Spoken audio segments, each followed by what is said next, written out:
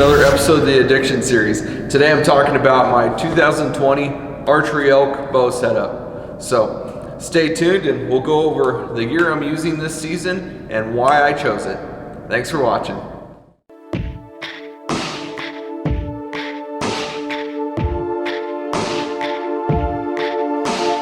All my walls are covered in words, and while you sleep I mark my goals. Stand tall, think clear, don't let them see a hint of fear. Lines and dots, zoom in, zoom out.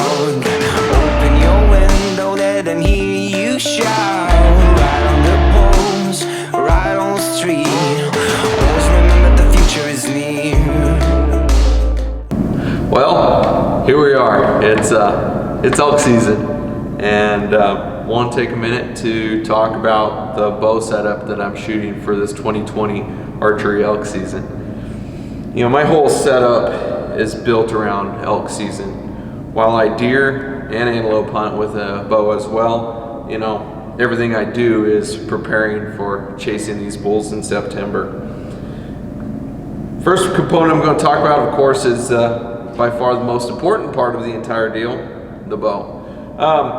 The bow that I'm shooting for the 2020 archery elk season is the Mathews VXR 31.5. My bow is set at 29 inches of draw length, and I actually have the 75-pound switch weight modules in there. What Mathews did is, this is their normal 60 to 70 pound limbs that are in here, but they came up with this switch weight setup where I'm able to change these modules with a couple screws and literally change it from 60 to 65 to 70 to 75 pounds as the max draw weight. So I'm shooting at the 75 pounds. Now, before you go buying a bow and just cranking it up all the way to the max, you need to be able to shoot comfortably, no matter what. Just because you can stand and pull,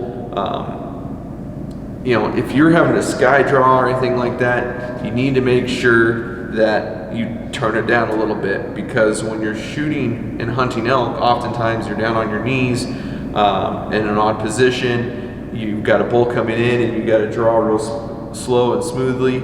So before you go choosing, you know, the biggest, heaviest draw weight bow, make sure that it's something that you can, you know, work up to and pull back. I've been shooting bows and 70-pound bows for many years, and the change from 70 to 75 didn't affect me very much. But, you know, that's not the case for everybody. Been really happy with this bow. It shoots really well for me. It's given me a lot of confidence, and at the end of the day, that's key. You know, it's not so much what brand of bow you shoot, but you need to find a bow that you personally shoot really well. So I've been super happy with the Mathews. If you're looking for a new bow, I definitely encourage you to go check it out, because it's been my favorite bow that I've personally ever owned, and I've owned bows from several different companies. Next thing I'm going to talk about is the bow sight that I'm using. The bow sight that I went to this year is the Montana Black Gold Pro sight, and I've been super happy with that sight. It is removable pretty easily as far as if you put it in a bow case or not, and it has not affected my accuracy at all taking this sight in and out, pending you put it back in the same position. And it has these little machine dimples to make sure that you get it back. Another thing I really liked about this particular sight was the micro adjust that it has down here. When many sights that I've used in the past to adjust the pins, you actually just loosen it with an Allen, and you had to kind of slide it back and forth and then try to get it tight once you thought you were where you needed to be. Not so the case with the Pro sight. With the Pro sight, it actually, you can still loosen it with an Allen, but you actually rotate and can have micro clicks to be able to move it up and down, so you can precisely put it exactly where you need to make your bow setup as accurate as possible. The next thing I want to talk about this sight is how I actually set up my sight tape. So as you can see, we've got the sight tape right here. This is a 5-pin sight, so it's got 20, 30, 40, 50, and 60 set up. My dial, my indicator right there, is actually set at the 60 because I use my bottom pin for setting up my floater. If a long shot is required, you've hit an animal, you hit it bad, you're trying to put another arrow in it, so suddenly you're getting to that 70 or 80 or 90 yard range, which I do not recommend at all taking as your first shot. This is strictly for a follow-up shot type scenario. It's easy and quick to adjust that from that 60. I've seen other people set it up for the 20. I'm not a fan of that because if you do need to be adjusting out there further, you're suddenly trying to crank a lot more turns to get out there. It's just a quick turn for me to get from 60 yards out to 90, 100 yards. And it's, you know, if you're in one of those situations, your speed a lot of times is everything. The next component I'm going to talk about is the stabilizer setup that I run. I believe stabilizers are one of the most overlooked components when people set up a bow. So many people just buy a little 4-inch, 6-inch little stabilizer and are like, hey, I'm good. The reality is all year we train, all year we prepare, all year you practice for oftentimes one shot. One opportunity. And I think a lot of people cut themselves short with their stabilizer setup. Why? A 4 or 6-inch stabilizer really doesn't do anything for stabilization. Maybe it adds a little vibration dampening to it, but it doesn't ever truly stabilize your bow. The stabilizer setup that I use is the Tracker hunting stabilizers from Spider Archery. I have a 10-inch from running for a sidebar. I have a 12-inch setup that I'm using for my main front bar. People say, well, why 12-inch? Well, I really like 12-inch because it does a good job of actually being out there far enough to help settle and stabilize the bow. But it's still short enough that it's not a hindrance when drawing back and say following a bull, getting into your shooting lane, or hooking up on brush, getting in the way, which when I've tried other longer stabilizers can be an issue. The next thing people ask are, why a sidebar? Well, it's pretty simple. On the other side of the bow, you've got an entire quiver full of arrows. And when you draw back without a sidebar, that bow is naturally going to lean that direction. And when you're talking about an adrenaline-filled moment where a bull's coming in and you're just drawing and you're just trying to make yourself look through your peep, not gonna lie, I'm guilty of it, of not looking at your bubble. And if you're not looking at your bubble, your bow's canting, your arrow may not be going where you're planning it to go. The sidebar does a really good job of helping level that bow out naturally. When you properly set up a sidebar and you draw your bubble is going to be pretty darn close to center every time. Now you can still have some canting depending on where you've positioned on your hand. Are you right? Are you a little off? Again, you're at a weird angle out there, you're on a hill, whatever.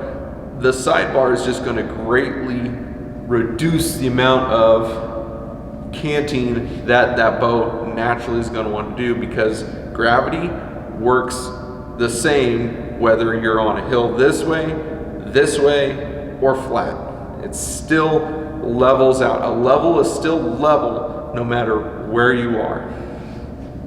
Another thing I really like about the Spider system is their quick attach with their sidebar setup that they have. It's super easy to remove or put on when I'm taking the bow in or out of the case.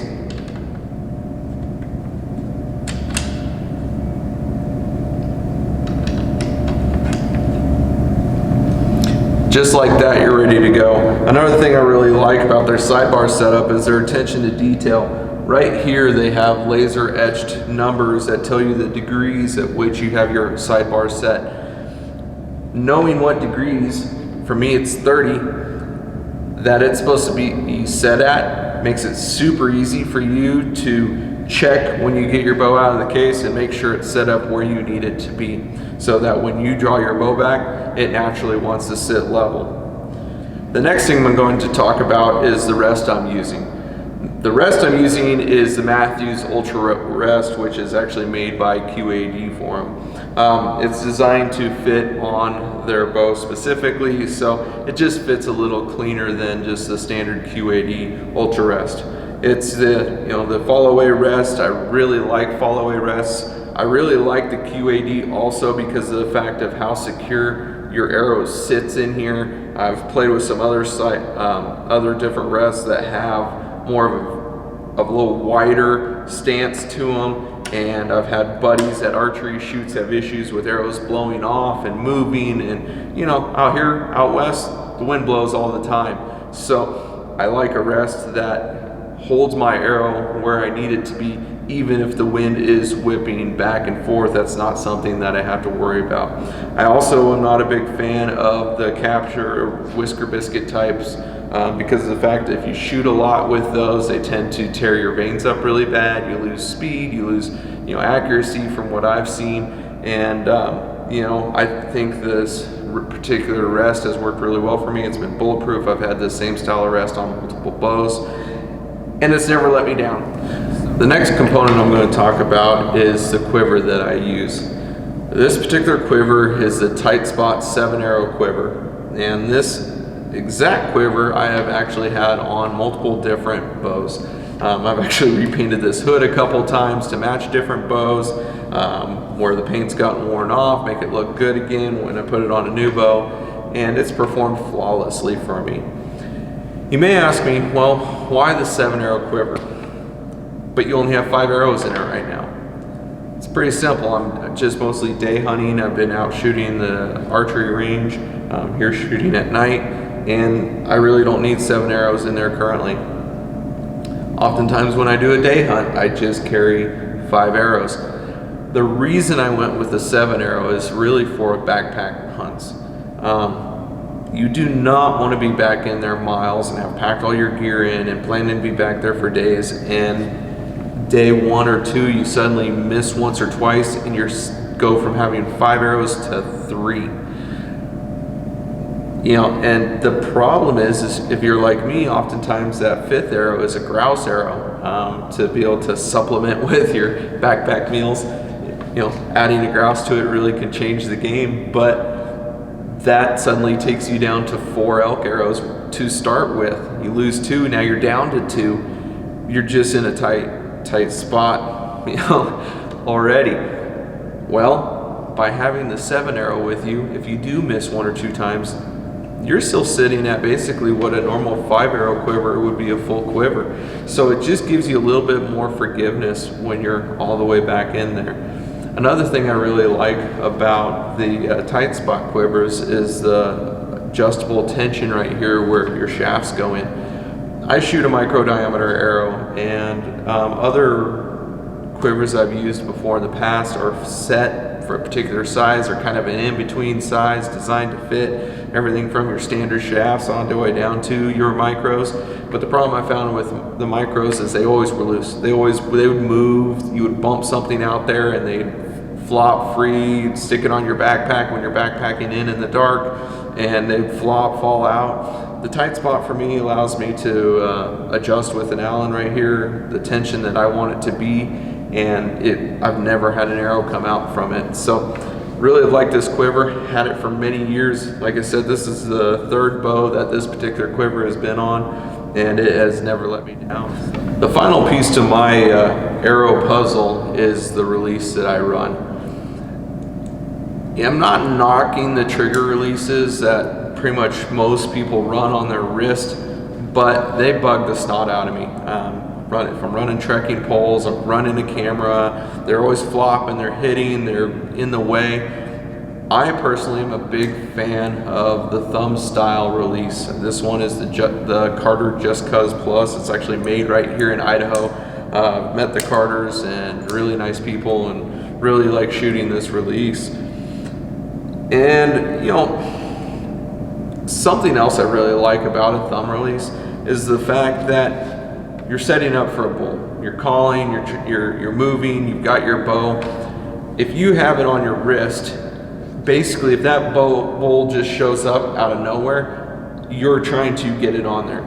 With the thumb style release, with the one that I shoot, you can lock it right onto your D-loop right there. So you can be sitting here, arrow nocked, calling, looking, ranging, and this is literally ready to go. If that bull shows up, it's as simple as grabbing a hold of it and coming to full draw, and you're on him. Another thing that I've found is that with the thumb release, I'm able to follow through and be a lot more consistent on my shots. I got into a bad habit, target panic, with the trigger style release. I got really bad at punching, anticipating, and when I went to the thumb style release, it eliminated that for me. The other thing I really like about the thumb style is that while I can shoot it like a back tension, as far as that I roll into it nice and smoothly and follow through, if I do need to bump something quick, I know exactly when it is going to go off on me. Back tension, I wasn't a big fan of. I didn't feel like I knew exactly when it was going to go off. That's part of the point of them, because it's supposed to make you follow through. But for a hunting scenario, I really didn't like that. So the thumb really was the best of both worlds for me. It increased my accuracy, but I also had the consistency of knowing exactly when I wanted that release to go off. So been super happy with the Carter. You know, I also have another release by them that's a hook style of a thumb release. I don't hunt with that one because I can't hang it on the string, but I do carry it as my spare, and I'll shoot it at different archery shoots because of the fact it does not affect my anchor point, so it doesn't affect my point of impact. But as far as a hunting type release, really big fan of the thumb style release, but mainly a thumb style release that actually locks onto the D-loop so you can leave it there to be prepared.